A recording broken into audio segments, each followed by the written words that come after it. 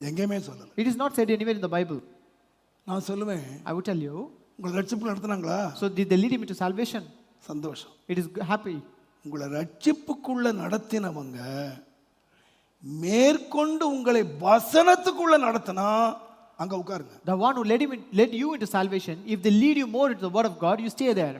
உங்களை நடத்துறவங்க வசனத்துக்குள்ள நடத்தலையா, வசனம் தேடி போயிருங்க. The one who led you, if they don't lead you into the word of God, you just leave away, go seeking the word of God. எந்த மனுஷனும் உங்களை பரலோகம் கொண்டு முடியாது. No man can take you to heaven.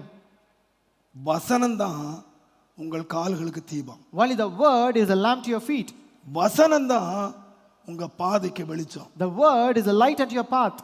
எந்த மனுஷனும் உங்களுக்கு வழிகாட்ட முடியாது, எந்த மனுஷனும் உங்களுக்கு வெளிச்சமா இருக்க முடியாது. No man can show you the way and no man can be a light unto you.